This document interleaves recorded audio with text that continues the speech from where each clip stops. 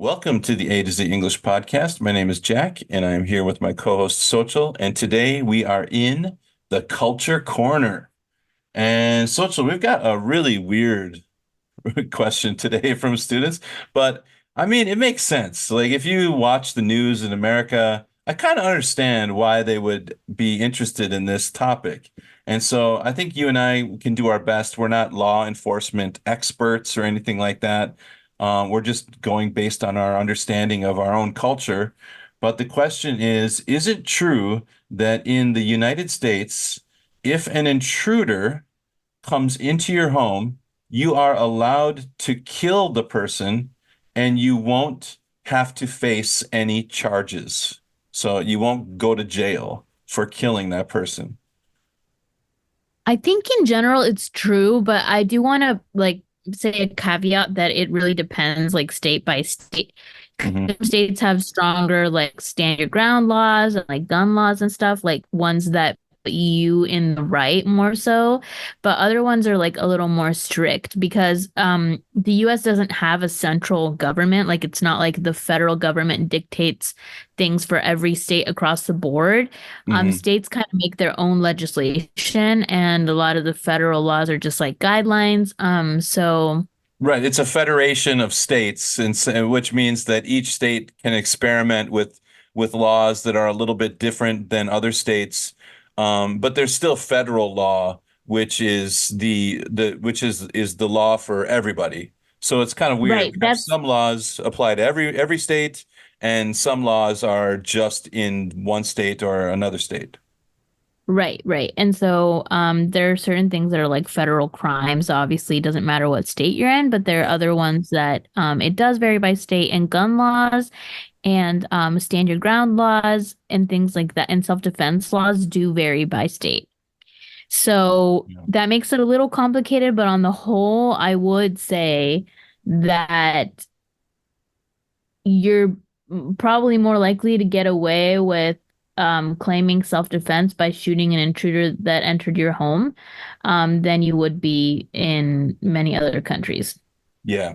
No, I agree with everything you just said. I think it's great. There's a couple other things that I want to add to this too. Statistically, if you have a gun in your house, you are much more likely to, instead of killing an intruder, you are much more likely to kill a member of your family or yourself. Like statistically. Um, Yes. you know, you hear some sound in your kitchen. You grab your gun. You walk in there, you see a shadowy figure. You shoot that person. Oh no, that's not your an intruder. It's your husband or wife making a midnight snack, you know? I mean, how many times has that happened? I think this Yeah. is like a real problem with the guns in America. The way we think about guns as a good guy shooting a bad guy. Yeah, it's easy in the movies. It's very clean and simple, but in real life it's very dangerous and often it doesn't work out the way we think it will. Um, Yeah, there are tons of super sad stories. There's some that I've read. For example, there was one where a girl was hiding in a closet to prank, um, I think her friend who was in the house who was cleaning his gun. And they were, I want to say they were teenagers, I think. yeah. And he was cleaning a gun, in the household, and she jumped out of the closet and scared him, and he shot her and killed her. Uh, yes. Um, This happens all the and time in America. yeah, Little it children happens. will find a Yeah. gun and shoot, their brother or sister or themselves accidentally playing with a gun that they found. Um, Yeah. it happens all the time in America. I mean, it is absolutely a travesty and a tragedy. Um, there's something called in America, we have something called the castle doctrine. Every person's house is considered their castle, and you have the right to reasonably defend yourself. Now, there's another case in Minnesota, which is really interesting. I don't know, maybe you know this, Social. I listen to a lot of true crime, so I know a lot of stories like this. And this man's house, he had been people had young teenagers in the city had broken into his house several times. So maybe 3 or 4 times. And he called the police and they never caught the kids. So what he did was he parked his car behind his house to make it look like his house was empty for Thanksgiving. And then he got his gun and he went into the basement and he just was reading a book for a couple hours, waiting for someone to break into his house. He knew they were going to come into his house. Once they came into it, then the two kids broke into his house. One kid walked downstairs. He shot and killed that kid. The other one came down. She screamed, unarmed. She didn't have a gun, and he shot her anyway. And then while she was injured, he executed her and recorded the whole thing on audio. Um, and in Minnesota, that was considered murder. He murdered those kids. He did not, it was not reasonable for him to kill them. They did not need to die. He could have just stopped them with his gun, called the police, had them arrested, but instead he decided that he was going to execute them and kill them. And in that case, which is an extreme case, I feel sorry for him that his house had been broken into, but his actions were considered murder. So in that case, breaking an invader came into his house, he was not allowed to kill them. So like you Right. said in the beginning, state by state, it's different. It's different. In Texas, I think he might have been acquitted and found not guilty. But Yeah, I it, think maybe in Texas or Florida, some of those states that have pretty yep, lenient laws, he probably would have been fine. yes, yes. So Which I personally, I don't know how you feel, Jack. I personally think I do think it sucks that people were breaking into his home, but I don't think you should execute teenagers doing no, I don't that. think you have you don't get to be judge, jury, and executioner in America. You know, Yeah, you you get to shouldn't get to, though a lot of reasonably people defend have. yourself, scare them away, get them out of there, call the police, and let the police take care of it. It's not your job to be a judge and an executioner. So and I'm also very, very anti-gun. I don't think we need guns. I think we have this. Well, let's not get into the whole gun debate right now. That's another No, but no, I conversation. agree. Jack and I are on the same side of this gun debate, though. It's Yeah, just, as I Jack hate says, them. I think just in a reductionist way, um, it you're just much more likely to kill some yourself or someone in your family than you are, Yes. or make a grave mistake that you will regret, than you are to really save or protect yourself in any way. And as I say, a having a gun or owning a gun is an invitation to get shot as well.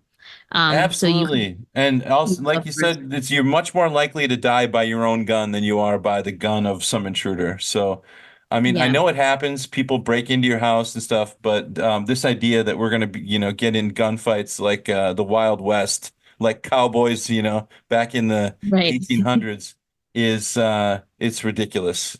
And right. it needs to change. Yeah.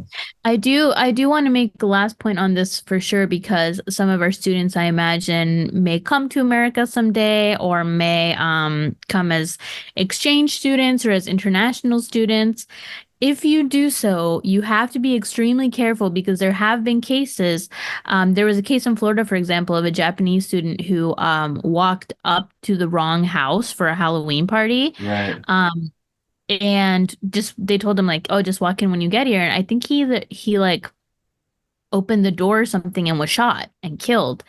And obviously I don't want to be alarmist, this isn't going to happen to any person, but I'll tell you myself when I accidentally realize that I've accidentally knocked on the wrong door or whatever, I do book it out of there because you just never know what kind of nutcase is going to be living Yeah. in And the book house. it means run away quickly, like get out of there, you know? Right. And nutcase Yeah. means someone who's a little crazy. So you do Yeah. want to get out of there because you just don't know who could be living there and what their situation might be and what they think about intruders and stuff. So yeah, it is a case by case basis and there's some states where people own a lot more guns and the gun culture is a lot more insane, like and intense, like Texas. Yeah. But And yeah, and just unlike the what the common like myths, that if you go to America, everyone's just, pew pew pew pew shooting, guns everywhere, it's not like that. Um, no, no. but there are moments of extreme gun violence that occur in America because there are so many guns and because the laws surrounding guns are, quite frankly, crazy, if you ask me. You're I very think we lax. have crazy gun laws. So just be smart, keep, be understand the situation, but you don't need to be in a full panic all the time, Right. while you're visiting. Yeah. Right. You just need to be aware of your surroundings and just kind of aware of the situation. One last one that I think goes with this as well is that Jack, I'm curious. Were you taught in school like how were you trained for school shootings as a kid? Because No, this was not I a think, thing. I was born, I graduated before Columbine. So oh, right. we before the first school shooting, not sorry, not the first school shooting, the first kind of major school shooting that was really alarmed people, was the Columbine shooting in 97, and I was in college at that time. And Hmm. that was a wake-up call. You would think it was a wake-up call for America, but now we just have gotten used to these happening every week, Um, which again is crazy that we live like this. Um, so I never received that kind of training. We had tornado drills. That was it when I was young, but no school shooting drills. You must have experienced them all the time, right? Yeah, I grew up with shooting drills. Like we knew it would be like you would they would announce over the intercom like there's a shooter or whatever, and they wouldn't. So apparently they don't tell teachers whether it's fake or real. So you have to just pretend that it's real because you don't know. Hmm. And what you would have to do is um they would like lock the door and then everyone would like hide in a corner in the classroom where like you couldn't see. And so like the thing is also that classroom doors have one very tiny thin window in Kentucky because that prevents like a shooter from being able to like shoot through the glass and open the door. Hmm. And yeah, we would all have to hide and stuff. And then they would like train you on like if in the bathroom, put your feet up on the toilet and like sit there and like have this like lock the stall door. Um, and yeah, we were trained, and then the a police officer would knock on our door, and then they would like open it with their own key, I think, or something like that, and they would come Hmm. in and tell us one by one that it was over. Um, and It's that was it. petrifying. That was, huh? Every kid in your generation has post-traumatic stress disorder, PTSD Yes. from this. People wonder why Mhm. we're such an anxious generation, Yeah, Zillennials, Gen Z, and Millennials. And it's because we were raised like this. This was something that was just par for the course, and we'd have these like probably once a month. yeah. Um, so yeah. So listeners out there, think about the insanity of that we have. Instead of making laws against taking people's guns away, we're just going to come up with hiding in a corner and locking the door of the school classroom.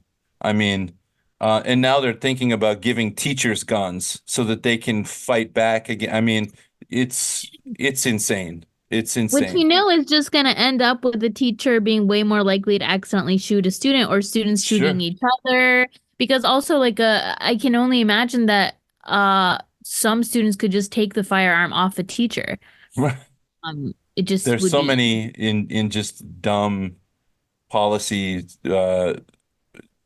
policies that are put forward.